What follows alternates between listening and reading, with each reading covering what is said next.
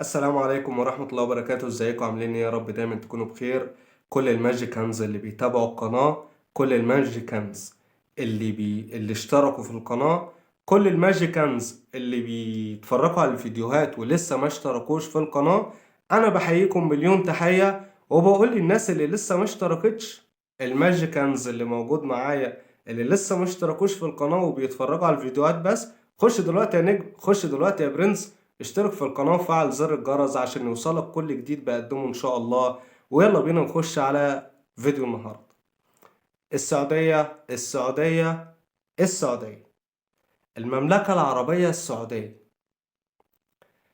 دولة السعودية الشقيقة العربية المحترمة،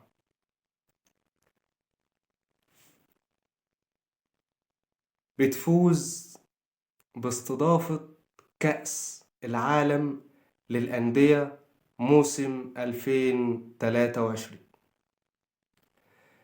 السعودية بتفوز باستضافة كأس العالم للأندية موسم 2023. حلو جدا. نفترض بقى إن بطل آسيا ما كانش من السعودية، يعني ما كانش الهلال، ما كانش النصر السعودي، ما كانش اتحاد جدة، ما كانش أي فرقة من السعودية. تتوقع مين اللي هيشارك؟ قلبها في دماغك كده، تتوقع مين اللي هيشارك كبلد مستضيف؟ النصر السعودي.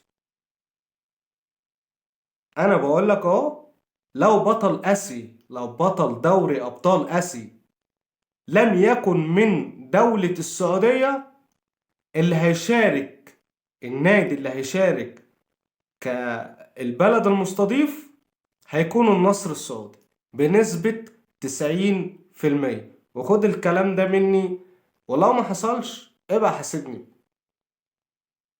هيبقى النصر السعودي زي ما بقولك كده بالظبط. نخش بقى على يعني حلويات كأس العالم. كأس العالم هيتلعب زي ما هو نسخة 2023، 6 قارات والبلد المستضيف، و2024 نفس النظام زي النسخ اللي قبل كده. تعال بقى نسخة 2025. نسخة 2025 دي بقى تبدأ النسخة الجديدة والتعديل الجميل والتعديل اللذيذ اللي مش هيخلي أفريقيا تشم مربع ذهبي في كأس العالم للأندية ده نهائي. الا اذا بقى لو ربنا كرم بقى الفرقه اللي هتكون مشاركه، النادي الاهلي مثلا ربنا يكرمه كده ويوصل زي ما بيوصل للمربع الذهبي ويقدر يحقق ميداليات وانجازات زي ما بيحقق. النسخه هيبقى شكلها عامل ازاي بقى يا برنس؟ يا كل محب الكاس العالم وكل محب النادي الاهلي وكل محب الكره المصريه والمحليه والعالميه والافريقيه والبطولات اللي بيبقى فيها روح التنافس عاليه دي، هيبقى 12 فرقة أوروبية. يعني نصيب الأسد زي ما بيقولوا كده دايما. أنا مش فاهم ليه يعني أوروبا بتاخد في المونديال حتى كأس العالم، وفي كأس العالم للأندية برضه بتبقى واخدة إن هي تلعب من نص النهائي على طول في النسخة النظام الحالي. أنا مش فاهم بصراحة. هي وأمريكا الجنوبية، يعني أنت عندك أوروبا 12 فريق، أمريكا الجنوبية 6، أمريكا الشمالية وآسيا وأفريقيا 4 فرق، 3 في 4 ب12. وعندك 6 أمريكا الجنوبية، وعندك 12 أوروبا، 6 و12 18، 18 و12 30.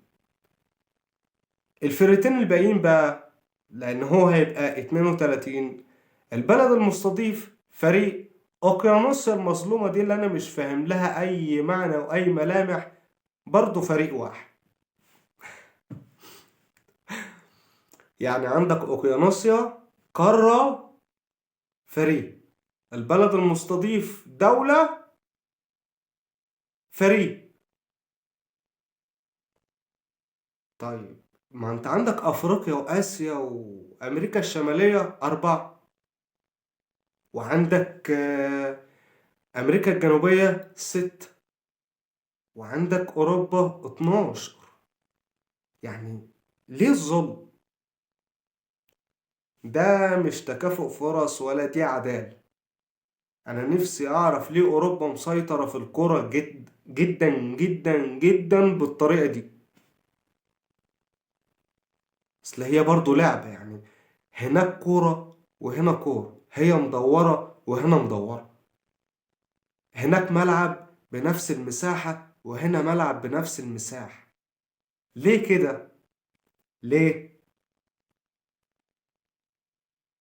ما كنت عملتها كلها زي بعضها، كنت خدت من كل القارة، من كل قارة، وكنت قسمت ال 32 يعني على الستة بالبلد المستضيفة دي واحد. كنت نقصت مثلا من أوقيانوسيا ده فريق، كنت خليته البلد المستضيف. ليه؟ على العموم هو نظام كده، والفيفا بيقرر كده، ولجنة المسابقات في الفيفا بتقرر كده، وزي ما هم عايزين يعملوا يعملوا، وهيبقى كاس عالم مدته أطول، وقته كبير، مبارياته كتير، منافساته أجمل وأشرس، لأن هيبقى فيه فرق كتير. تقريبا اللي هيحصل في قارة أفريقيا، الأربع فرق اللي هيتاخدوا هيبقى تقريبا على حد علمي الكرة والمتواضع البطل والوصيف في دوري أبطال أفريقيا، والبطل والوصيف في الكونفدرالية.